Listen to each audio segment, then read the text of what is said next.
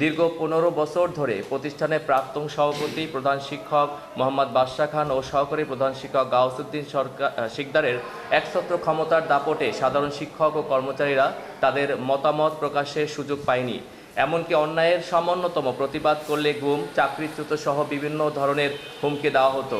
শিক্ষক কর্মচারীদের সাথে শিষ্টাচার বহির্ভূত আচরণ করা সহ ও চতুর্থ শ্রেণী কর্মচারীদেরকে দিয়ে ব্যক্তিগত ও পারিবারিক কাজ করাতে বাধ্য করত। অপারগতা প্রকাশ করলে বিভিন্নভাবে মানসিক নির্যাতনের শিকার হতো। খোঁজ নিয়ে দেখা যায় তারা একে অন্যের সহযোগিতায় প্রতিষ্ঠানের আয়ের বিভিন্ন খাত হতে প্রাপ্ত অর্থ ফান্ডে জমা না করে আত্মসাৎ করে। ডিসি অফিসে কপি দেওয়া হয়েছে, বিভাগ কমিশন অফিসে কপি দেওয়া হয়েছে, কিন্তু এখন পর্যন্ত তদন্তের জন্য কোনো সক্রিয় ভূমিকা রাখা হয় না। আমরা স্যারকে পদত্যাগ করিয়েছি একবার, সে আমাদের পদত্যাগটা মানছে না, সে বারবার স্কুলে আসতে চাচ্ছে। আমরা মানববন্ধন করেছি, সে সেটাও মানছে না। আমরা চাচ্ছি যারাই দুর্নীতির সাথে জড়িত তারা যেন তাদের স্থায়ী বহিষ্কার চাই আমরা।